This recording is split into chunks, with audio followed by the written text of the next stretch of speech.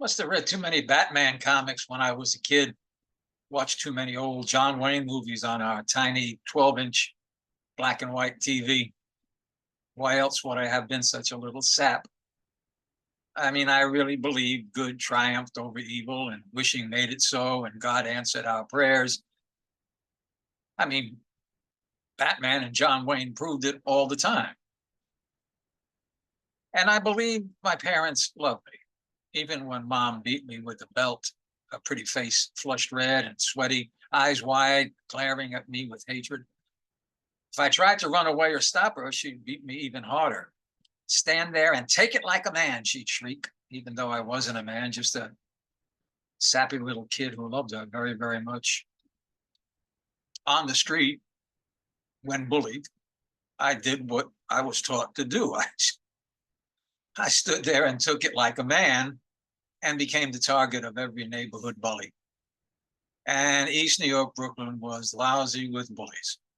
If some neighborhood thug was having a bad day, he'd just dial me up, smack the crap out of me, and swagger off feeling better.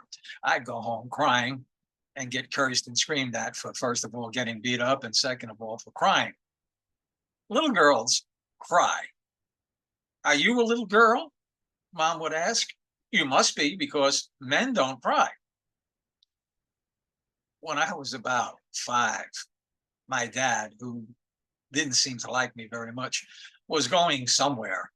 I tried to kiss him goodbye, but he stopped me and said, men don't kiss. Men shake hands. When he left, I started to cry. And of course, Mom reminded me, men don't cry. And I wondered if I'd ever be a man someday, or even if I wanted to be. Maybe I finally began to wise up one hot summer day when I was 10, under a brutal July sun crossing Belmont Avenue, the asphalt hot and sticky under my PF Flyer high-top sneakers.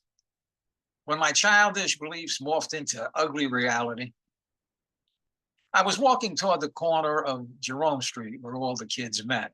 No mall shops, no play dates, no malls, just the cracked concrete of a street corner. Really cool teenage stuff like hot wiring cars, shoplifting, and zip gun gang fights would come later when we all matured. Down the block to my left, a stray mutt, tan and dirty white, kind of like the dogs in those English movies where 100 people on horseback chase one fox. And they talk like no one I ever heard talk. It's got stubbier legs, though, like a beagle's, and it follows me out into the street with short, bouncy steps. Suddenly, to my right, I hear rumbling, and I turn to see a beat-up, puke green Mack truck with pitted chrome bumpers and a rusting bulldog logo on the hood barreling toward me. I try to quicken my pace, but the hot asphalt tugs at the soles of my sneakers like flypaper. Once across the street, I hear a yelp behind me and turn back just as the truck rolls over a little mutt. The driver probably figures he had another pothole and a street cratered with them because he just keeps going. The little mutt, meanwhile, is lying helpless in the street, crushed mid-torso, the life oozing out of him slowly like sap from a tree. Looks like a furry tube of Ipana toothpaste with tire tread marks across its squeezed out middle. A crowd gathers, and I wonder why. There were no screeching tires, no thud. The mutt's yelp was barely noticeable. Find out later the crowd heard a high-pitched scream, which turned out to be me.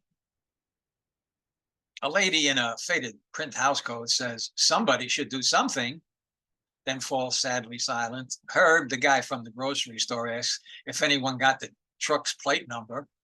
Some other guy says the dog is suffering and should be put out of its misery, but no one does anything. We all just gawk.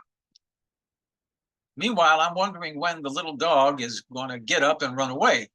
And he would if this was a Batman comic or a John Wayne movie, but after a while I realize this isn't a Batman comic or a John Wayne movie. The little mutt isn't going to get up and run anywhere. And I've got a lump in my throat, and my eyes are welling with tears, and I'm afraid I'm going to cry. And I tell myself, it's not my dog. I don't even have a dog.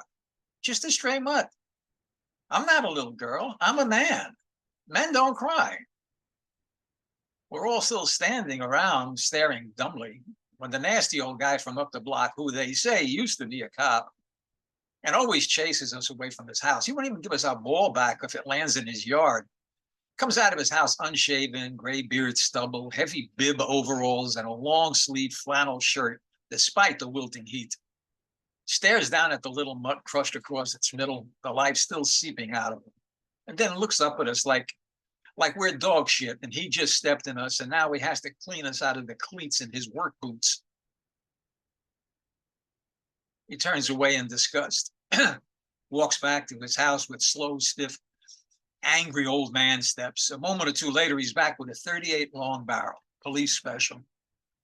Walks to the dog, puts the gun to its head, and again, someone is screaming, "No! No!" But this time I know it's me.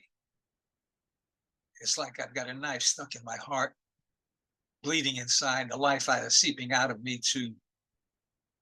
The old guy squeezes off 3 rapid fire rounds, each shot like a blockbuster firecracker explosion that echoes and keeps ringing in your ears long after the blasts. Each blast punctuated by my screams. This must be a bad dream. It just has to be because I'm crying and men don't cry. Somehow, incredibly, horribly, the dog is still alive. And I'm praying for him to get up and trot off like on the last page of a Batman comic book or the end of a John Wayne movie, just before the closing credits. And any minute now, I'll see the little mutt get up and run off. Any minute now. Any minute now. Any minute now. The old guy squeezes off another round and it's finally over. But no one's trotting off anywhere except me, but I'm not trotting. I'm crying like a little girl and running and running and running until my sides ache, but not home. Men don't cry, so I don't have a home.